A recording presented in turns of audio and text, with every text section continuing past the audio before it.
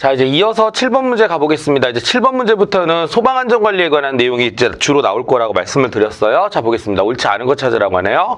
자, 옳지 않은 거를 찾아라 그랬는데, 일단은 첫 번째 보니까 소방안전관리 대상물 관계인 소방안전관리 업무를 수행하기 위해서, 자, 조건은 일단 그래요. 소방안전관리자 자격증을 발급받은 사람이라면, 뭐 누구나 소방안전관리 급에 맞다면 소방안전관리자가 될 수 있겠죠. 선임을 해야 된다라는 거. 뭐 1번은 그냥 아주 뭐 전형적인 내용이기 때문에 여러분도 아마 틀리시는 일 없을 것 같아요. 자, 2번 보겠습니다. 자, 요거 조심하셔야 되는데 겸할 수 없다라고 하는 거 자 보셔야 되는데, 다른 법령에 따라 전기 등의 안전관리자는 특급, 1급, 2급 뭐 이렇게 쭉 얘기가 나와 있습니다. 그죠? 자, 2급은 상관이 없어요. 2급은 뭐 겸할 수 없다라고 하는 겸직금지 조항에 걸리지 않는데, 이 특급이나 1급, 특히 이제 1급이 중요하거든요. 예전에는 아마 1급을 뭐 이제 시험을 보시려고 하는 분들도 경험하신 분들이 있을 건데, 전기안전관리자로 선임된 사람은 1급까지는 그냥 우리가 소방안전관리자가 될 수 있었거든요. 근데 겸직금지 조항이 생기면서 이제 앞으로는 겸직이 앞으로가 아니라 지금도 그렇죠. 겸직이 안 됩니다. 그래서 요거 만약에 예전처럼 그냥 겸직한 채로 있으면은 300만 원 이하의 과태료를 부과해요. 그래서 과태료 부과 대상이 될 정도니까 특히 여러분도 조심하셔야 하는 게 1급 있죠? 1급은 겸직이 안 된다는 건데 2급은 그런 얘기가 없어요. 그래서 여기서 잘못된 거는 2급 때문에 내용이 잘못됐습니다. 그래서 특급이나 1급은 겸할 수가 없는데 2급은 그런 조항은 따로 있지는 않아요. 그래가지고 답은 일단 2번을 체크해 주시면 되겠습니다. 자, 그리고 뭐 관리업자, 그래서 관리업자가 이 소방안전관리 업무를 대행하게 할 수 있는 거, 나중에 우리가 대행에 관한 내용 배우겠지만 대행은 우리가 맡길 수가 있다는 거 맞고요. 그 다음에 만약에 대행을 하게 된다면 어떻게 해야 된다? 나옵니다. 거기 나오는 것처럼 대행하게 한 경우에는 감독할 수 있는 사람을 지정해서 소방안전관리조 선임을 할 수 있고요. 그 선임된 자는 3개월 이내에 강습교육을 받아야 된다고 되니까 답은 2번 두루두루 여러분들이 교재에 있는 내용을 바탕으로 읽어보시면 되겠습니다.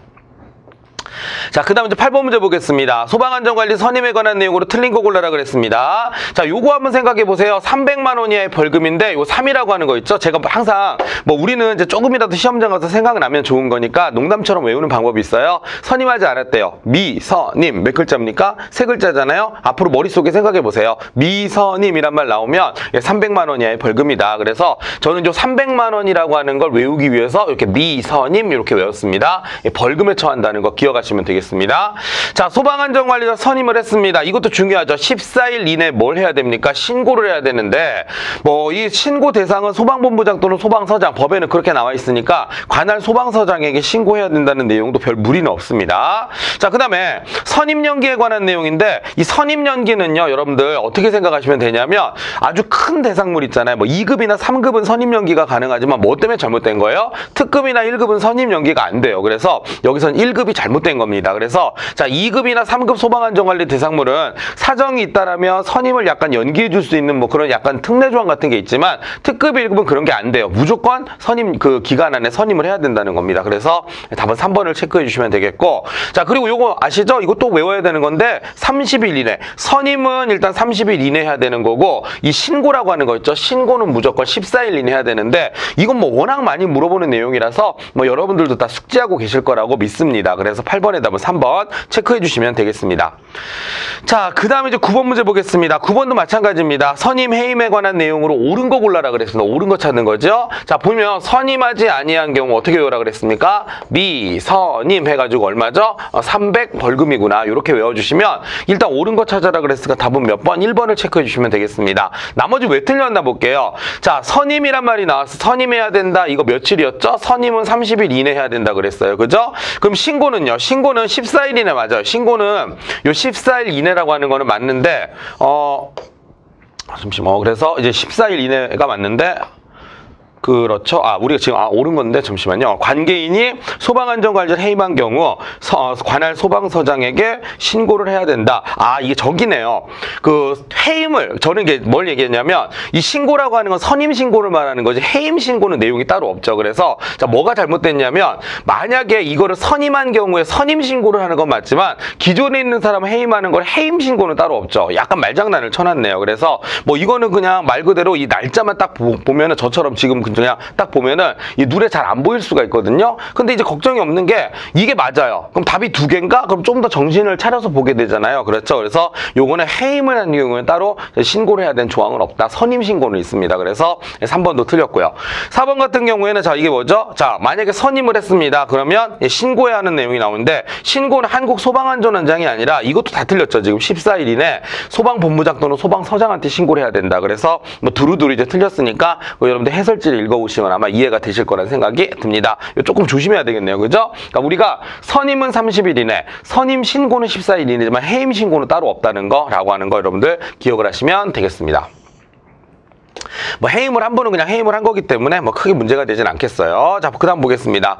자, 10번 문제 보시면 소방안전관리자 현황표 기재사항인데 그래도 뭐 명색이 소방안전관리자로 공부하시는 분 같으면 오며 가며 건물 앞에 현황표가 붙어 있으면 조금 관심 있게 보시는 경우도 많을 것 같아요. 그래서 그 현황표 기재사항을 한번 말씀을 좀 드리는데 이 기재사항으로 틀린 거 골라라 그랬습니다. 한번 생각해 볼까요?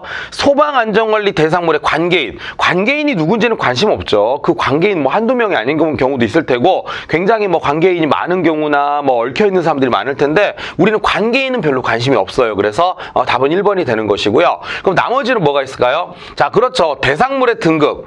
대상물의 등급은 알아야 되겠죠. 그 건물이 2급인지 1급인지 뭐 그런 거 명시가 되어 있습니다. 자, 소방안전관리자 성명과 그 다음에 선임일자는 적혀 있는 게 맞아요. 그러니까 대상물의 관계인이 아니라 사실은 소방안전관리자가 누군지를 적는 게 맞죠. 그래서 소방안전관리자는 맞지만 관계인은 관심이 없다는 겁니다. 그 다음에 소방안전관리자 선임일자 뭐 당연히 필요한 거고요. 대상물 명칭, 뭐 무슨 빌딩, 몇 급, 뭐 이런 거 있잖아요. 그죠? 그러니까 무슨 얘기예요? 대상물의 명칭과 그 대상물의 등급 있어야 되고요. 소방안전관리자 성명과 선임일자, 연락처, 그리고 화재 수신반이나 뭐 아니면 무슨 그 방제실 같은 거에 그 위치 있잖아요. 뭐 그런 것들이 명시가 돼 있어야 된다는 겁니다. 그래서 그런 식으로 따지면 1번은 해당 사항이 없다. 여러분들이 그 표를 한번 그 기본서에 나와 있는 내용 있죠? 교재에 나와 있는 내용을 보시면은 아마 쉽게 이 문제는 푸실 수 있을 거다. 조금만 관심이 있으시면 풀 수 있죠, 뭐. 그래서 10번의 답은 1번이 되겠습니다. 자, 그 다음에 이제 11번 문제 보겠습니다. 자, 11번 보시면은, 자, 11번은 소방안전관리자 선임연기를 신청할 수 있는 대상. 아까 말씀드렸죠? 선임연기를 신청할 수 있는 거는 기본적으로 2급하고 3급 가능하고요. 그 다음에 소방안전관리 보조자 선임 대상 특정 소방 대상물. 뭐 요것도 이제 가능합니다. 그래서 2급이나 3급, 그 다음에 소방안전관리자 보조자는 별 문제가 안 된다는 거예요. 그래서 보조자라는 게 키워드가 되겠죠? 뭐 이거는 이제 우리가 선임연기를 우리가 할 수가 있겠지만 뭐는 안 된다 그랬습니까? 특급이나 1급처럼 규모가 큰 건물들은 선임연기 안 돼. 무조건 하세요. 뭐 이런 느낌이에요. 그래서 요거는 선임연기 신청할 수 없다는 거 기억을 하시면 되겠습니다. 11번의 답은 2번입니다. 자, 그 다음에 12번 보겠습니다. 12번도 마찬가지입니다. 12번은 소방안전관리자의 선임 연기를 그럼 신청할 수 있는 대상이 아닌 게 뭐냐 물어봤잖아요. 그죠? 제 생각에는 이런 문제가 좋은 것 같아요. 그러면, 선임 연기를 신청할 수 있는 대상이 아닌 거, 뭐라고 그랬죠? 우리가 좀 전에 배운 거? 특급이나 1급 찾으란 얘기예요. 그럼 우리는 이거, 그럼 특급, 1급 찾으면 되겠다가 아니라, 여기서 이제 누가 특급이고 누가 1급인지를 또 구분해낼 수 있어야 되잖아요. 그죠? 그래서 이런 류의 문제가 굉장히 좋은 문제라고 저는 생각을 합니다. 자, 예를 들어 보겠습니다. 아파트인데 잘 모르시면 이렇게 생각해 보세요. 요거를요, 4m로 한번 나눠보세요. 그럼 이게 30층 아파트거든요. 30층 아파트는 이게 1급 소방안전관리 대상물이니까 선임 연기를 신청할 수가 없죠. 그래서 답은 1번이에요. 그래서 1번 이렇게 생각하시면 되겠고, 저는 미터도 좋아하는데 층수를 더 좋아하는 이유가 이 구분하기가 되게 편해요. 그래서 50층 넘어가는 아파트는 특급, 30층 넘어가는 거, 뭐 특정 브랜드를 말해서 좀 그렇지만 무슨 뭐 자이 아파트, 35층짜리 이런 거 있죠. 왜 오며 가며 많이 보실 거예요. 그래서 그런 게 이제 1급이 되는 거고, 그거 말고 뭐 휴먼시아라든가 아니면 무슨 일반 뭐 무슨 아파트 막 쭉 있죠. 동네 많은 것들, 뭐 둥지 아파트, 보람 아파트 이런 거 있는데 그런 것들은 다 2급에 해당되는 거예요. 그래서 층수로 따진다면 50층, 30층, 기타 아파트 뭐 이런 식으로 이해하시면 좋을 것 같습니다. 보물 또는 국보로 지정된 목조 건축물은 2급이고요. 가연성 가스인데 100톤에서 1000톤이면 이것도 2급이고요. 지하구는 면적에 상관없이 2급이에요. 그래서 나머지는 전부 다 우리가 선임연기 신청할 수 있지만 특급하고 1급은 안 된다 그랬으니까 답은 1번을 체크해 주시면 되겠습니다.